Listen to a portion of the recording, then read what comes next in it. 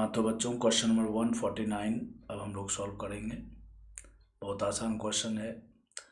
Alkene दिया हुआ है, एल्कीन का रिएक्शन कराना है HBr के साथ। जैसा कि आपको पता है कि HBr के साथ इलेक्ट्रोफिलिक एडिशन रिएक्शन होता है EAR followed by Markovnikov rule.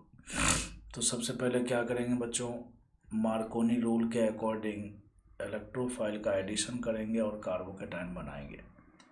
तो इन दोनों कार्बन में से किस कार्बन पर बनने वाला कैटायन ज़्यादा स्टेबल होगा, इस वाले पर ज़्यादा स्टेबल होगा, इसलिए बच्चों हम कैटायन यहाँ पर बनाएंगे और इस वाले कार्बन पर हाइड्रोजन जोड़ लेंगे, जैसा कि आपको समझ में आ रहा है। उसके बाद बच्चों जब जब भी कार्बोकैटायन बनता है तो उसमें रीअरेंजमेंट होने के चांसेज होते हैं। यहाँ पर कोई चांस नहीं है, इसलिए नहीं है क्योंकि जो कार्बोकैटायन बना है वो ऑलरेडी मोस्ट स्टेबल है। तो अब क्या होने वाला है बच्चों, तो अब Br- का अटैक होने वाला है। जैसे ही Br- का अटैक होगा तो फाइनली जो प्रोडक्ट बनेगा उसमें एक मिथाइल यहाँ पर और एक ब्रोमीन यहाँ पर लगेगा।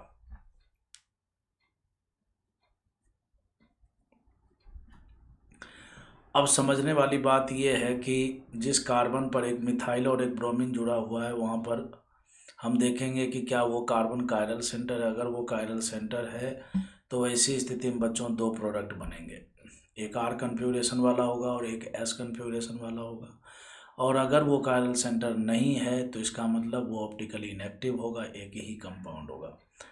तो बच्चों कायरल सेंटर के लिए जैसा कि आपको पता है कि कार्बन sp3 होना चाहिए और उस पर लगे हुए चारों ग्रुप डिफरेंट होने चाहिए। तो बच्चों इस कार्बन पर देखिए एक ब्रोमीन और एक मिथाइल, ये दोनों तो अलग अलग हैं, लेकिन जब हम इधर जाएंगे और इधर जाएंगे तो दोनों तरफ जो ग्रुप हैं बच्चों आइडेंटिकल हैं, जैसा कि आप समझ भी रहे होंगे अगर आपको कायरल सेंटर देखने आता होगा तो, और आता ही होगा बच्चों।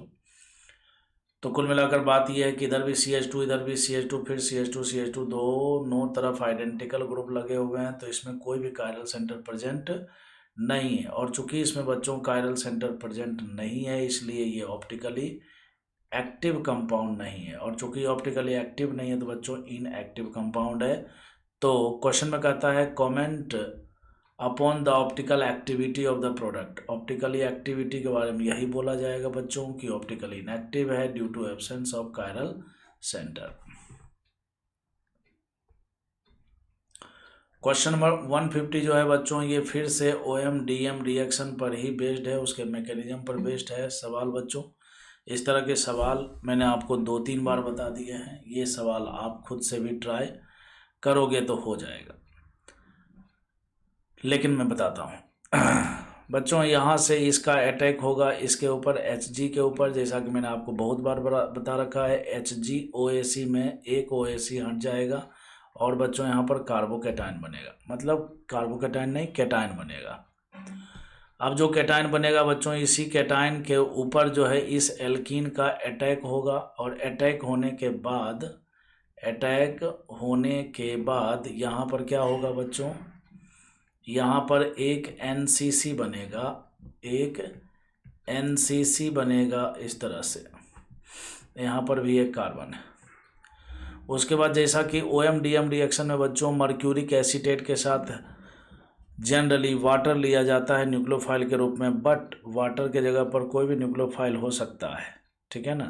हमने 3 तरह के क्वेश्चन देखे जिसमें एल्कोहल भी था न्यूक्लियोफाइल के रूप में, एसिटिक एसिड भी था और बच्चों वाटर भी होता है।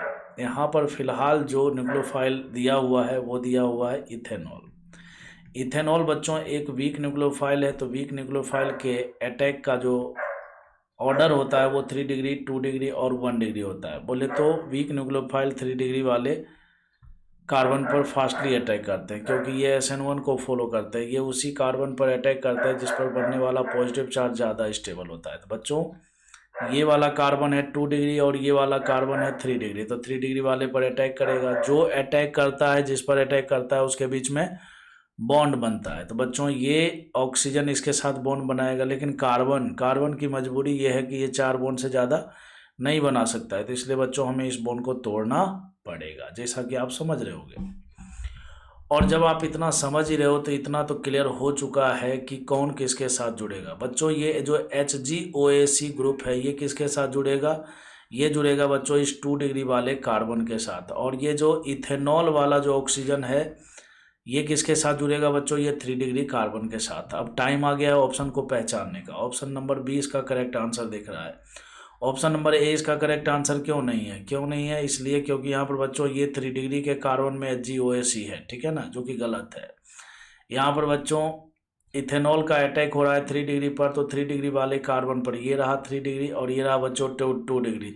3 डिग्री वाले से OET को जोड़ देंगे और 2 डिग्री वाले से बच्चों इसको जोड़ देंगे, ठीक है ना।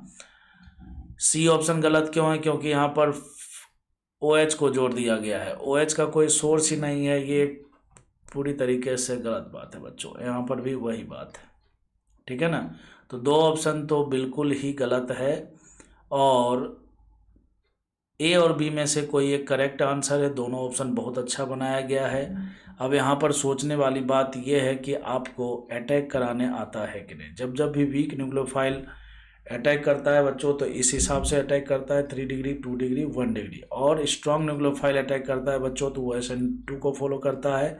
उसके अटैक का जो दर होता है वो ये होता है बच्चों, ये होता है स्ट्रॉन्ग न्यूक्लियोफाइल के द्वारा और ये होता है बच्चों वीक न्यूक्लियोफाइल के द्वारा, ठीक है ना। इसको जरूर ध्यान रखा कीजिए, बहुत काम का चीज़ है, बहुत बार बार यूज में लिया जाता है रिएक्शन में। तो मैं उम्मीद करता हूँ कि आपको इन दोनों क्वेश्चन का सॉल्यूशन समझ में आ गया होगा।